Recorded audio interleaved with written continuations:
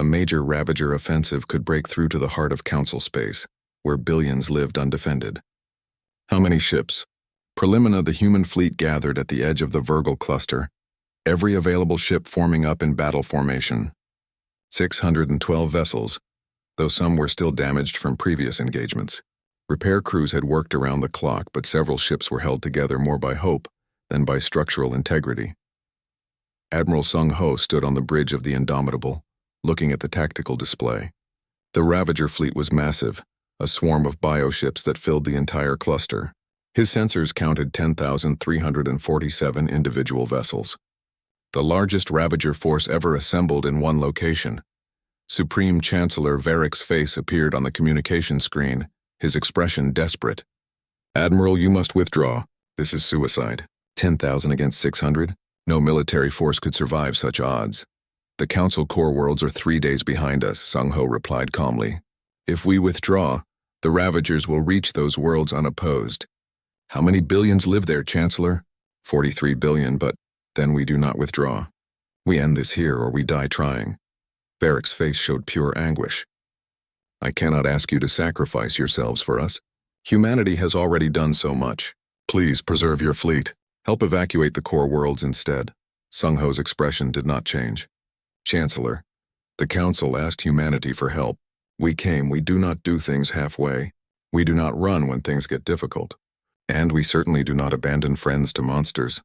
He paused. "Besides, the Ravagers have made a fatal mistake." "What mistake?" "They have overwhelming numbers. They have gathered their entire fleet in one place. Every Ravager ship in this region of space is sitting in that cluster right now. If we destroy them here, the threat ends completely. That is not a problem, Chancellor. That is an opportunity." Heejin watched the exchange from the Council observation ship. She felt pride and terror in equal measure. Pride in her species' courage and determination, terror because she understood the mathematics. Even with superior tactics and weapons, 600 ships against 10,000 was almost impossible odds. But she also understood something the Council did not. Humans had faced impossible odds before. Their history was filled with last stands, desperate battles, and victories snatched from the jaws of defeat. Sometimes they won. Sometimes they lost. But they always fought. Aboard the Silent Arrow, Captain Tae Yang addressed his crew over the ship-wide intercom. "We all know what we are facing. The largest Ravager fleet ever assembled. 10,000 ships against our 600. The Council thinks we should run. Maybe they are right. Maybe this is suicide." He paused, letting the silence stretch. "But here is what I know. Behind us are 43 billion people who cannot run, who cannot fight, who are depending on us to stand between them and annihilation. In front of us are the monsters who have already killed billions more. And around us are the finest warriors humanity has ever produced." His voice grew stronger. "Our ancestors faced saber-toothed cats with nothing but sharpened sticks. They faced ice ages, plagues, and predators that saw them as food. They survived because they refused to give up, refused to accept defeat, refused to let fear control them. That same blood runs in our veins, so no, we will not run. We will fight. And we will show these Ravagers what happens when they threaten humanity's friends." The crew erupted in cheers. It was not the cold, calculated acceptance of the Council species. It was raw emotion, courage fueled by anger and loyalty and stubborn human determination. Admiral Sung Ho gave the order. "All ships advance to combat range. Carriers launch all fighters. Stealth ships move to flanking positions. Dreadnoughts prepare main weapons. Today we show the galaxy what happens when humans stop being civilized." The human fleet moved forward, accelerating toward the Ravager swarm. The bioships detected them immediately and began their own advance. The two forces rushed toward each other like waves about to collide. The Council observers watched in horrified fascination. This was not how the Council fought. The Council would have tried one more diplomatic message, one more attempt at communication. But the humans had no interest in talking. They were done talking. "Entering weapons range in 30 seconds, Ji-Woo reported from her station. "All ships," Sung Ho said quietly. "Fire at will." The human fleet opened fire and space lit up with violence. Railgun rounds crossed the distance at a fraction of light speed, punching through bioship hulls. Missiles streaked toward targets, their warheads carrying nuclear fire. Energy weapons carved through the Ravager formations. The carriers launched their fighters, thousands of small craft that swarmed around the larger bioships like angry insects. Each fighter was piloted by a human who had trained for this moment, who knew they might not survive but who fought anyway with skill and fury. The Ravagers fired back, their biological weapons spreading through space. Some human ships were hit, their hulls beginning to dissolve under the corrosive effects, but the humans had learned from previous battles. Damaged sections were immediately vented or cut away, sacrificed to save the rest of the ship. Lieutenant Dayun worked her weapon station with mechanical precision. Fire, adjust, fire again. She did not think about the numbers, did not let herself feel fear. She just did her job over and over, each shot potentially saving lives. Specialist Hyunwoo launched his cyber attack, flooding the Ravager biological network with false signals and contradictory commands. Bioships began firing on each other, confused about which targets were real. The Ravager formation started to break up, their coordination disrupted. Engineer Ki Tae had worked with the other engineering teams to prepare a surprise. As the battle intensified, several human ships that had taken critical damage did not try to retreat or surrender. Instead, they activated Protocol Scorched Earth. The damaged ships turned toward the densest concentrations of bioships and accelerated to maximum velocity. Their crews evacuated in escape pods while the ships themselves became massive kinetic weapons. When they hit, the impacts released energy equivalent to small nuclear explosions. Each ramming attack destroyed dozens of bioships. The Council observers could not believe what they were seeing. "They are destroying their own ships," one gasped. "They are making sure each ship counts for something," Yijin corrected quietly. "Even in death they fight." The battle raged for hours. The space around the Virgil cluster became filled with debris, burning ships and the frozen bodies of those who had died in the vacuum. Both sides took terrible casualties. Human ships exploded under sustained fire. Bioships were torn apart by coordinated strikes. But the humans had something the Ravagers did not: adaptability and creativity. When their tactics stopped working, they invented new ones. When weapons failed, they found new weapons. They used the debris field as cover. They lured bioships into crossfires. They sacrificed damaged ships to save functional ones. Captain Tae Yang led his wolf pack into the heart of the Ravager formation, targeting what appeared to be command ships, larger biovessels that seemed to coordinate the others.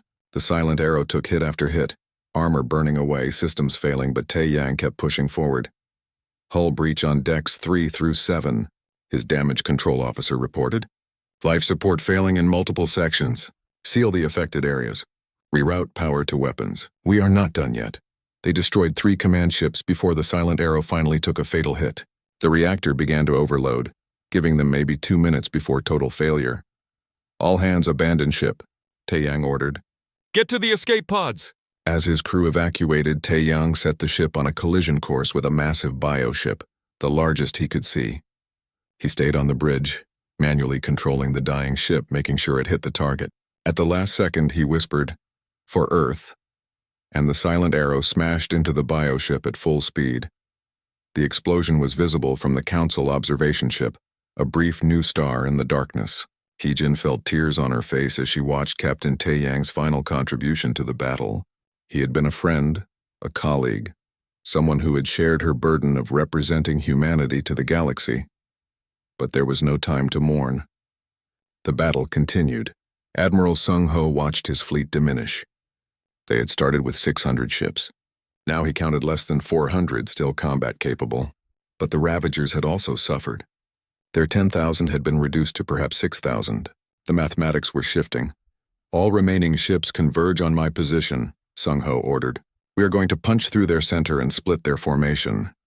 The human fleet gathered into a spearhead formation, the dreadnoughts at the front, smaller ships protecting their flanks.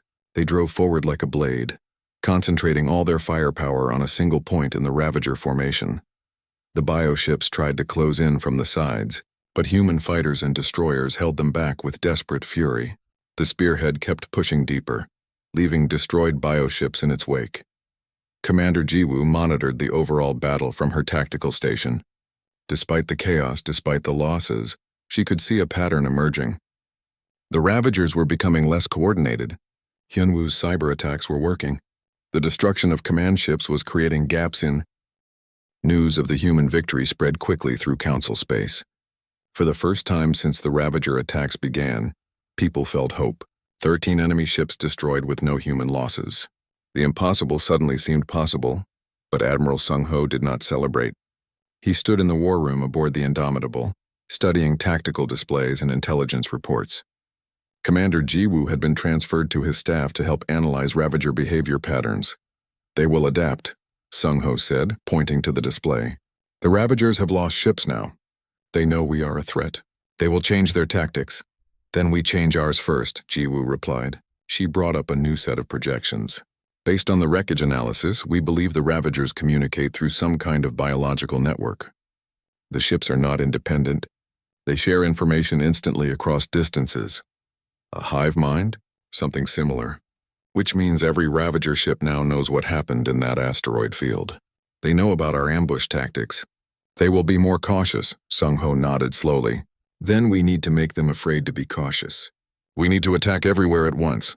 Make them think we have more ships than we do. Force them to spread their forces thin, trying to defend against us. Over the next week, the human fleet split into dozens of smaller groups. They struck at Ravager positions across 100 different systems. Sometimes they fought. Sometimes they just appeared on sensors and vanished, making the enemy waste resources chasing ghosts. They mined approach routes with nuclear weapons. They hacked into the Ravager biological communication network and introduced false signals. They made the darkness itself feel dangerous. Captain Taeyang led his wolf pack deeper into enemy territory. The Silent Arrow and her sister ships had become specialists in hit-and-run attacks. They would appear without warning, destroy a target, and disappear before reinforcements could arrive. In the Kelsor system, they found a Ravager supply station, a massive biostructure that seemed to be growing new ships from its own mass. The station was lightly defended, only 3 bioships on patrol. The Ravagers had not expected anyone to attack this far behind their lines. That thing is massive, Lieutenant Da-Yun said, staring at the scans. Our weapons might not be enough to destroy it. We do not need to destroy it, Taeyang said. We just need to cripple it. Jiwoo, find the weak points. Jiwoo analyzed the biostructure's composition. There are those 3 large chambers. They look like growth pods where new ships are being formed. If we destroy those, the station will lose its production capability. Da-Yun, prepare nuclear missiles. We are going to burn those chambers from the inside. The wolf pack attacked at dawn local time. They destroyed the patrol ships first, quickly and efficiently. Then they launched missiles at the growth chambers. The nuclear warheads penetrated deep into the biostructure before detonating.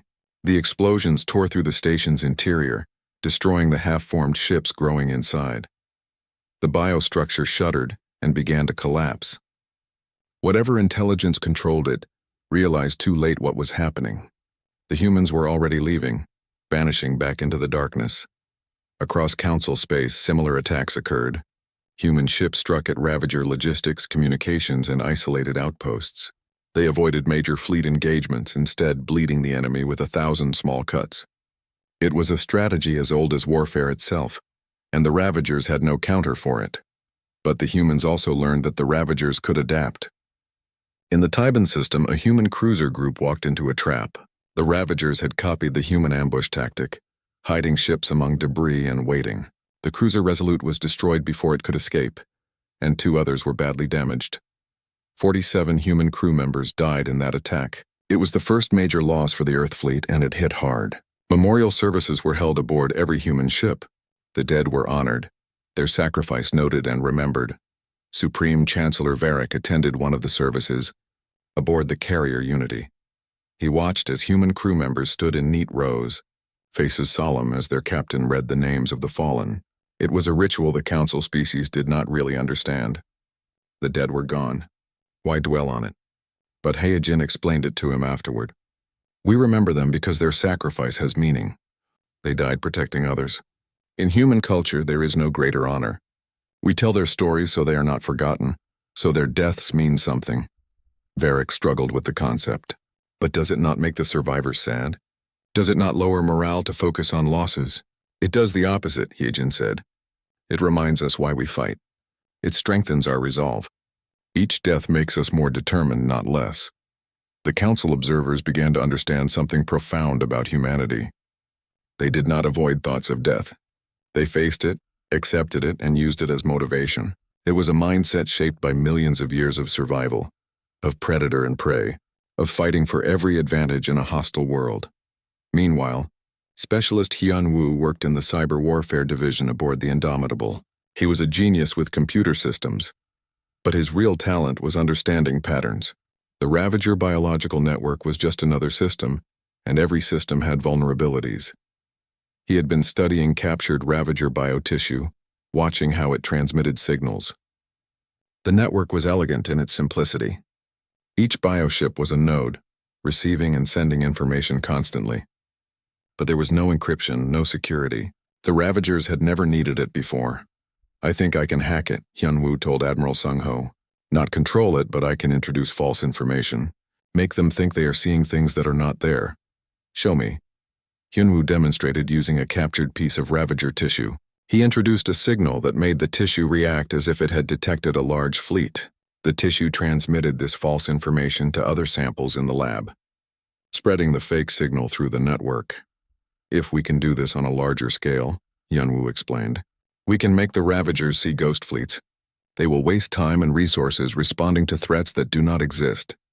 "Do it," Sung-ho ordered. "I want every Ravager ship jumping at shadows." The cyber warfare worked better than expected.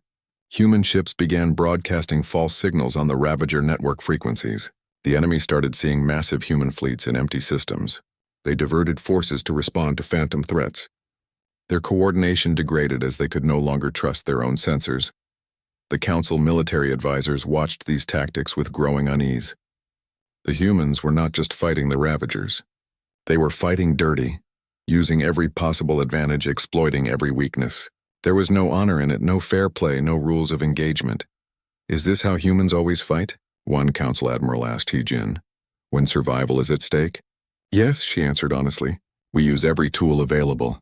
We give no advantages to the enemy. We fight to win, not to fight fairly. But what happens after the war? How do we trust a species capable of such ruthlessness?" Hee-jin met his eyes steadily. "You trust us the same way you trust us now. We are ruthless to our enemies, but we are loyal to our friends. The Council asked for help. We came. We are bleeding to protect your worlds. That should tell you everything you need to know about human trustworthiness."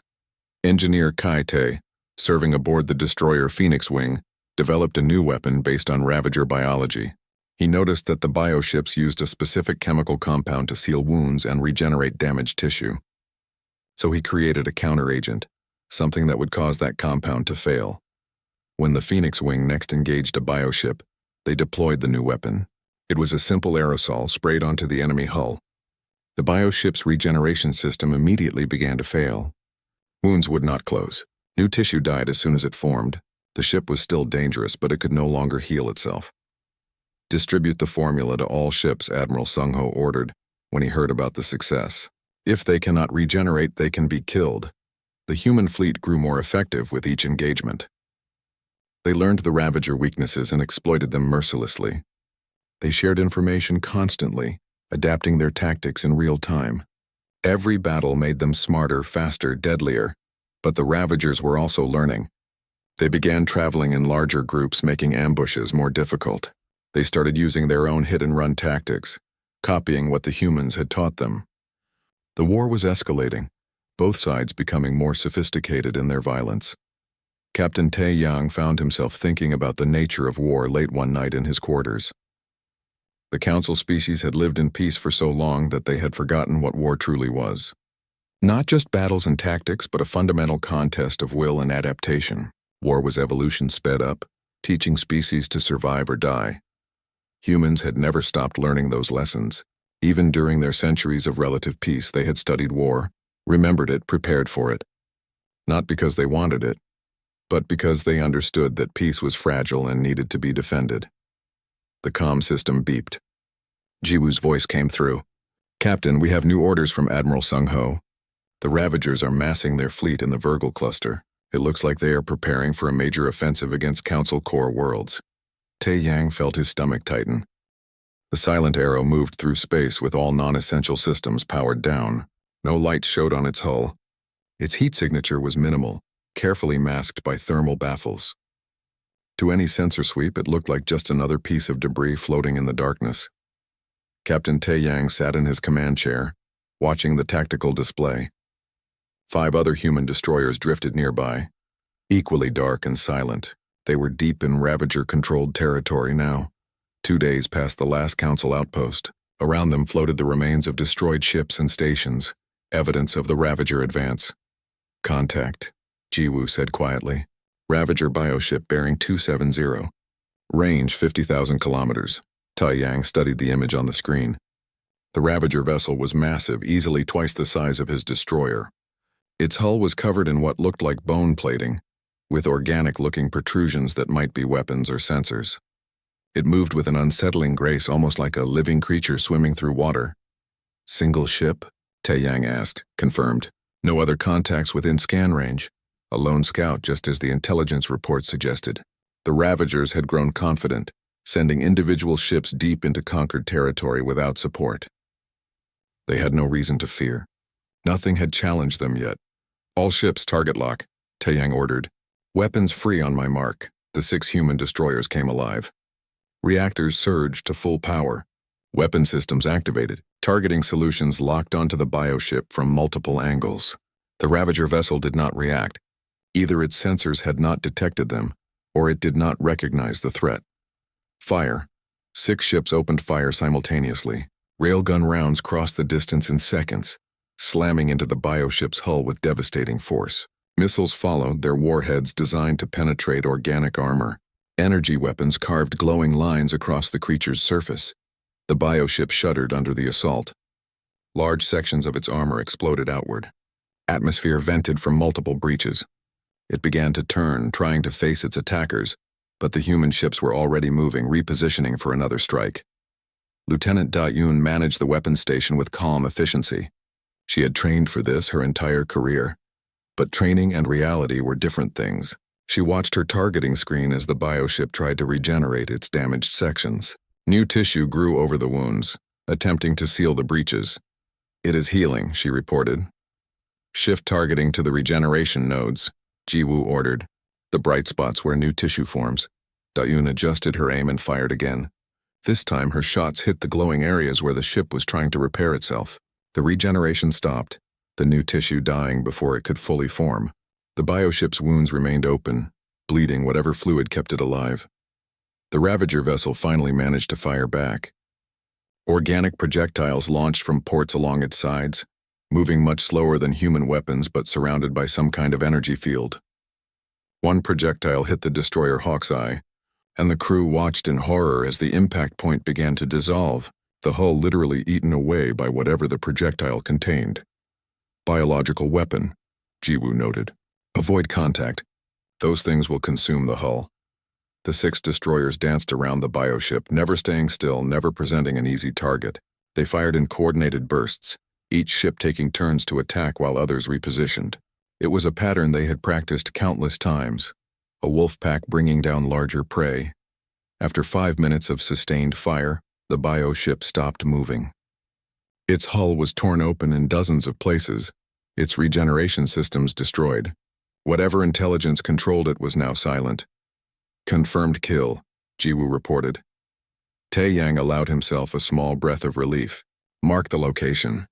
Intel will want to study the wreckage. All ships returned to stealth mode. We need to— Multiple contacts, the sensor officer shouted. 12 bioships incoming fast. The tactical display lit up with new markers. The Ravagers had detected the battle and sent reinforcements.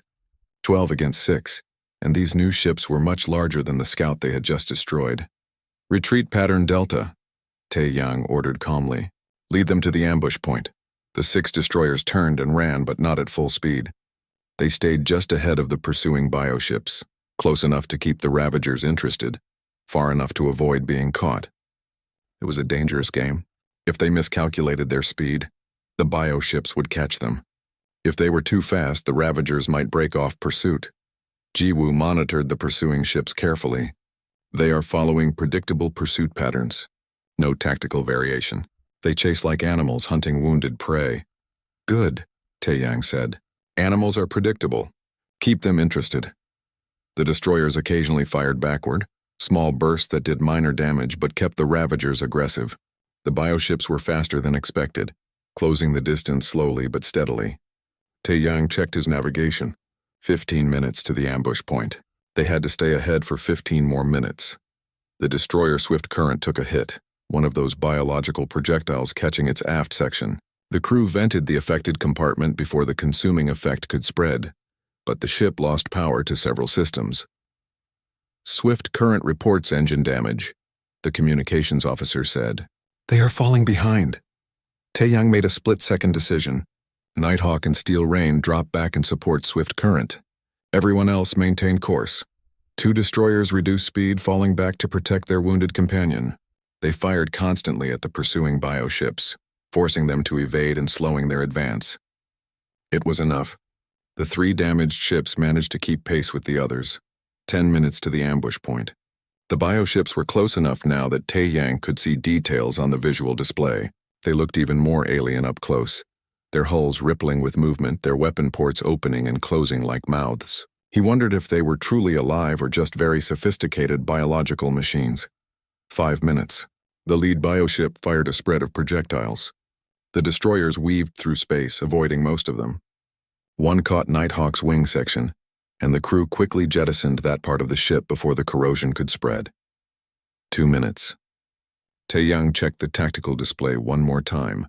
The rest of the human fleet was in position, powered down and waiting just on the other side of the asteroid field ahead. The Ravagers could not see them yet. Perfect. All ships prepare for hard turn on my mark, Taeyang said. 3, 2, 1, mark! The 6 destroyers suddenly broke formation, scattering in different directions and diving into the asteroid field. The bioships followed, separating to chase individual targets. They entered the asteroid field at full speed, confident in their pursuit. Admiral Sung Ho watched from the bridge of the Indomitable as the Ravager ships entered the kill zone. Around him, 50 human warships waited in silence, hidden among the asteroids. The bioships were focused on the destroyers ahead, not watching their flanks or rear. All ships, Sung Ho said quietly. Fire. The asteroid field lit up with weapons fire. 50 ships opened fire at point-blank range into the unsuspecting Ravager vessels. The bioships never had a chance to react. Caught in a crossfire from multiple angles, hammered by weapons they had not known were there, they died in seconds. The Council observers watching from the command ship could not believe what they saw. 12 Ravager vessels destroyed in less than a minute. The human fleet had not tried to fight fair. They had not announced their presence or given warnings. They had simply waited in ambush and struck with overwhelming force. Brutal, one council member whispered. Effective, Hijin replied. Taeyang brought his destroyer around, surveying the wreckage. Pieces of bioship drifted everywhere, some still twitching with residual life. The ambush had worked perfectly. The Ravagers had fallen for the bait, and they had paid for their overconfidence. Salvage teams collect samples, Admiral Sung Ho ordered. Science Division will want to study these things. All combat ships maintain alert status. Where there are 12, there may be more. But no more Ravagers appeared. The human fleet regrouped, patching damaged ships and counting their victories. They had destroyed 13 enemy vessels without losing a single ship, though several were damaged and would need repairs. On the Council observation ship, Supreme Chancellor Varric watched the tactical recordings again and again. The human tactics were so different from everything the Council knew. They used deception, ambush, and overwhelming firepower. They sacrificed ships as bait without hesitation. They showed no mercy to defeated enemies, and it had worked. They fight like... Varric struggled to find words. Like predators. Hyojin finished for him. Because that is what we are, Chancellor. We evolved hunting and being hunted. We learned to fight before we learned to farm. War is written into our history, our culture, our very genes. You asked us to help save the Council. This is how we help. This is what we are when we stop pretending. Varric looked at the human ambassador with new understanding and new fear. The Council had welcomed humanity as friends, as peaceful partners in civilization. Now they were seeing the truth. Humans were friends, yes, but they were also something the Council had never encountered before. They were weapons that had learned to smile. The emergency authorization came through in less than an hour. The Council was desperate, and desperate people made decisions they would normally never consider. Supreme Chancellor, Varric himself signed the document allowing Earth to bring additional military vessels through the Quantum Gate network. Hyojin read the authorization and felt a strange mix of relief and dread. Relief because help was coming. Dread because the Council had no idea what they had just approved. "How many ships do you estimate Earth will send?" Varric asked her in a private meeting. His large eyes showed hope and exhaustion. 3 more colonies had gone dark in the last day. Heejin chose her words carefully. "Enough to make a difference, Chancellor. 50 ships? 100? We would be grateful for any support." Varric's species had sent every vessel they owned to the front lines. Most had not returned. Heejin did not answer directly. "Chancellor, there is something you should know about humanity. About our history. You are a peaceful species. You have followed all Council protocols since joining. Your record is exemplary." "We follow protocols because we choose to," Heejin said quietly. "Not because we do not know any other way." Varric looked confused, but before he could ask more questions, alarms began sounding throughout the station. The quantum gate was activating. The human fleet was arriving. On the bridge of the Silent Arrow, Tae Yang watched his display screens with pride and sadness. Pride because what was coming through that gate represented the best of human engineering and determination. Sadness because its arrival meant the end of humanity's peaceful facade. The first ship through was a carrier, 3 kilometers long, its hull dark gray and covered in launch bays. Fighter craft sat in neat rows along its sides ready to deploy. The Council observers gasped. They had never seen a carrier before. The concept of small attack craft launched from a mothership was foreign to them. Then came the dreadnoughts. 5 of them, each one a floating fortress bristling with weapons. Their hulls were thick armor, layered and angled to deflect impacts. Massive railguns ran along their spines, capable of accelerating projectiles to a fraction of light speed. The Council sensors screamed warnings about dangerous weapon systems. More ships followed. Destroyers built for speed and overwhelming firepower. Frigates designed for stealth operations. Cruisers that could operate independently for months. Supply ships, medical vessels, troop transports, and repair stations. They kept coming, one after another, filling the space around the Council station. The Council observers counted in disbelief. 50 ships, 100, 200. The number kept climbing. When the last vessel finally emerged from the quantum gate, the count stood at 612. Commander Jiwoo watched the Council observation team's reactions on a secondary monitor. One of them had fainted. Another was making distressed sounds that the translators could not properly interpret. A third was frantically checking the scanners, convinced there must be an error in the count. There was no error. Earth had sent its entire defensive fleet, minus only the vessels needed to guard Sol system itself. This was humanity's military might, hidden in home space for 2 decades, now revealed to the galaxy. The largest dreadnought took position at the center of the formation. Its name was written in large letters across the bow, Indomitable. On its bridge stood Admiral Sung Ho, a man who had spent 40 years in Earth's military. His face bore scars from 3 different conflicts the Council had never heard about. His eyes were hard, calculating, the eyes of someone who had made difficult decisions and lived with the consequences. He opened a communication channel to the Council station. "This is Admiral Sung Ho of the Earth Defense Fleet. We have arrived at your request to deal with the Ravager threat." Supreme Chancellor Varric appeared on the screen, his confusion evident. "Admiral, we are grateful for your assistance. We were not expecting such a large force. Surely this many ships are not necessary for a defensive operation?" "Defense?" Sung Ho's expression did not change. "Chancellor, we are not here to play defense. We are here to eliminate the threat. Eliminate!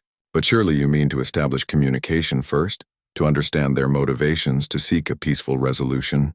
Sung Ho glanced at something off-screen, then back at Varric.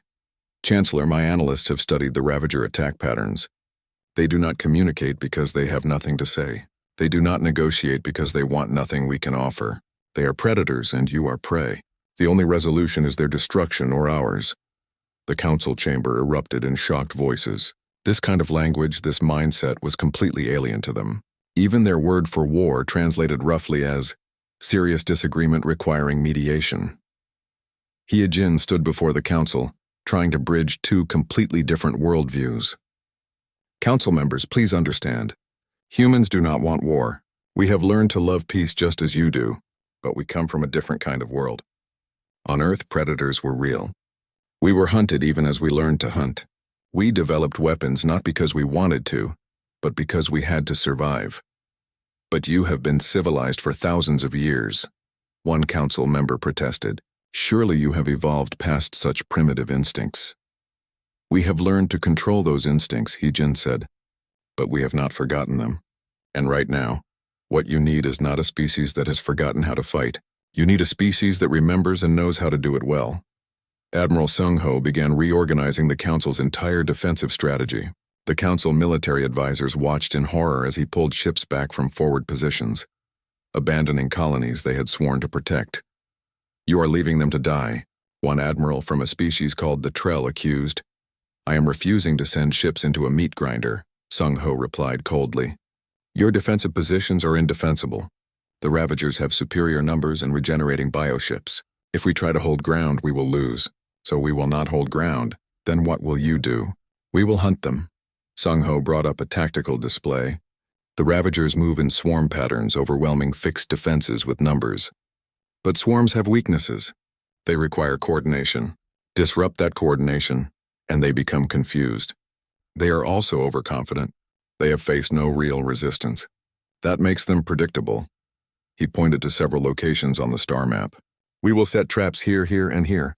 Small forces will bait the Ravagers into pursuit, leading them into kill zones where the main fleet waits. We will strike fast, hit hard, and disappear before they can respond. We will make them afraid to advance. We will make them question every empty system and every silent moon. A council strategist spoke up nervously.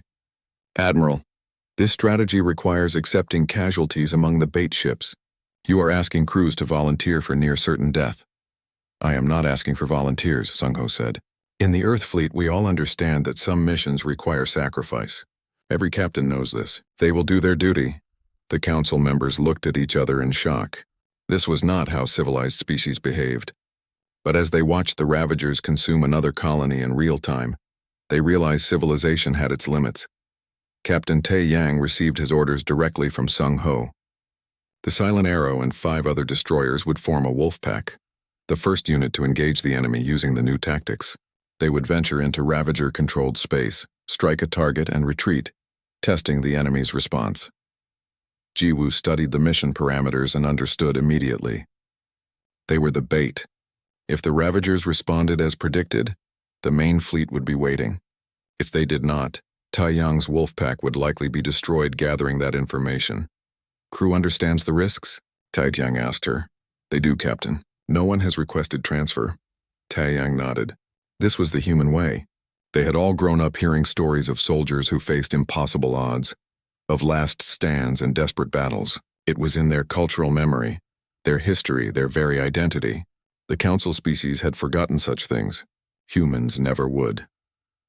As the human fleet prepared to depart, Hyejin stood at an observation window, watching the warships move into formation. They moved with practiced precision, each ship knowing its place, each crew ready for what was coming. Supreme Chancellor Varric joined her at the window. Are they really going to attack? 600 ships against thousands of Ravager vessels? Yes, Hyejin said simply. They will be slaughtered. Hyejin turned to look at him. Maybe. Or maybe the Ravagers have never fought someone who knows how to fight back. Maybe they have grown comfortable hunting prey that cannot hurt them. Maybe they are about to learn what happens when the prey grows teeth. The human fleet began moving out, leaving the council station behind. Their formation was not the neat, orderly lines the council used. They moved in clusters, in patterns that looked random but had deadly purpose. Predator patterns. Hunting formations. The council was about to witness something they thought had been left behind in the dark ages of civilization. They were about to see war, real war, conducted by a species that had spent 10,000 years perfecting it, and they did not know whether to be grateful or terrified. The Galactic Council chamber floated in space like a giant crystal flower. Inside, representatives from 47 different alien species gathered in the main hall. The air hummed with translation devices that turned thousands of different sounds into understandable speech. This was the heart of galactic civilization, and it had known nothing but peace for 3,000 years. Ambassador Hyejin sat in the human delegation section, her hands folded neatly on the smooth table surface. She wore the formal blue uniform of Earth's diplomatic corps, and her face showed the calm expression she had practiced for years. Around her, the other council members discussed trade agreements and cultural exchange programs. This was what the council did best. They talked, they negotiated, they found peaceful solutions. Hyejin had served the council for 5 years now. In that time, she had learned to speak like them, think like them, and present humanity as just another peaceful species happy to join their great civilization. It was not entirely a lie. Humans did want peace, but it was not the whole truth either. Captain Taeyang stood on the bridge of his ship, the Silent Arrow.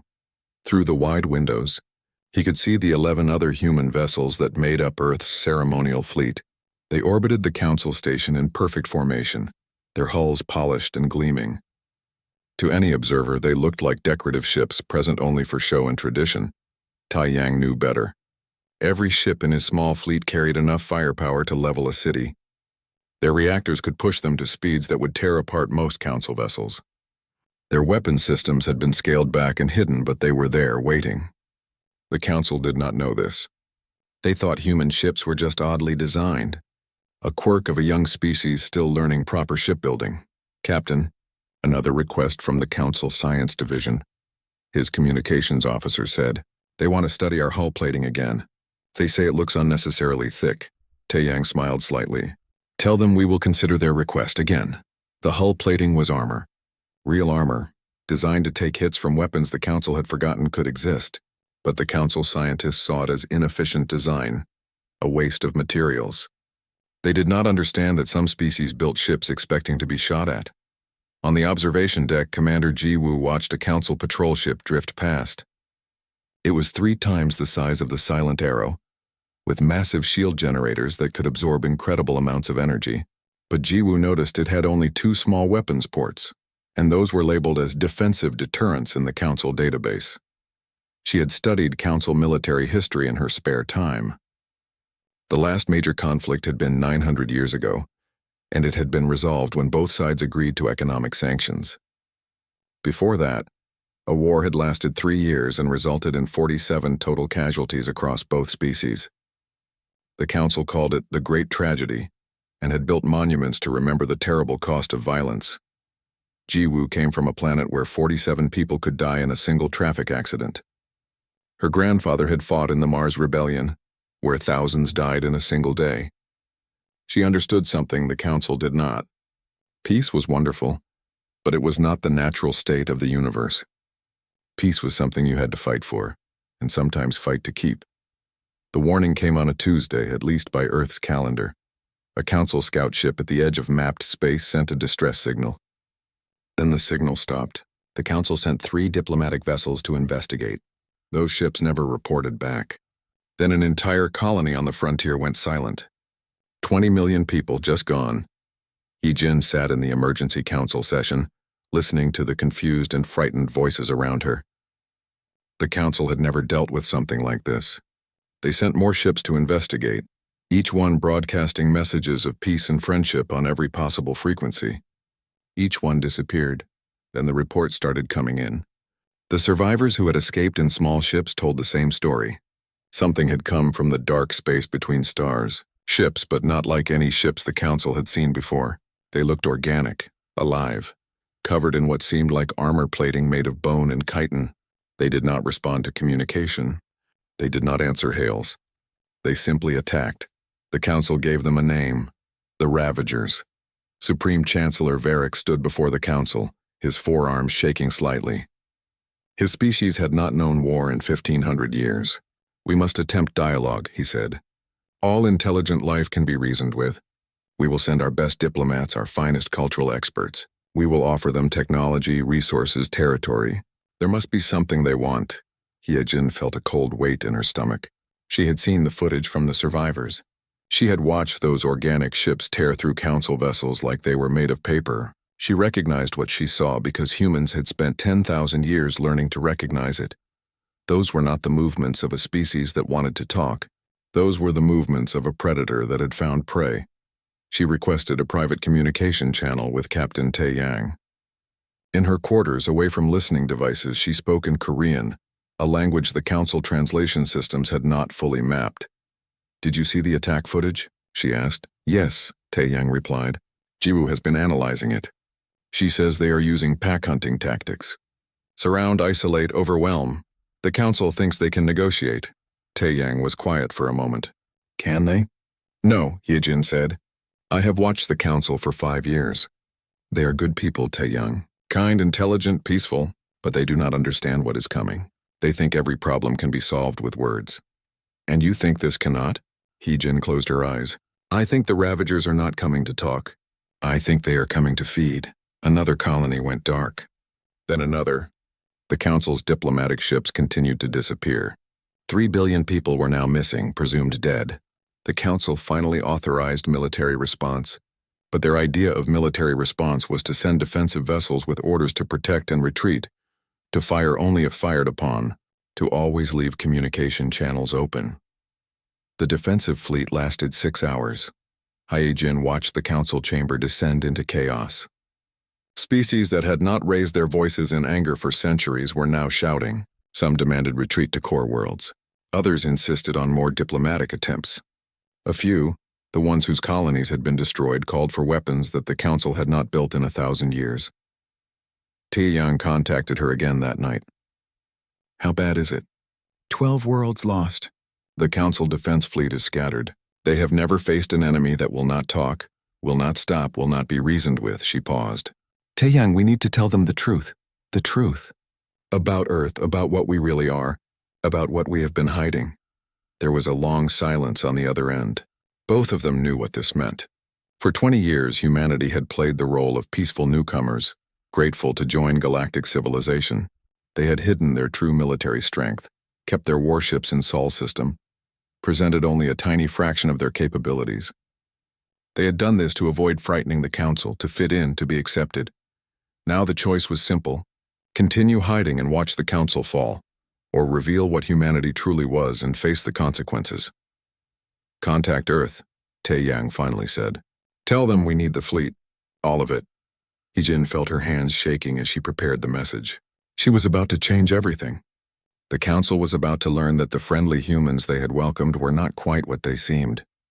They were about to discover that some species came from harder worlds, bloodier histories, darker pasts. They were about to learn what predators looked like when they chose to stop pretending to be prey.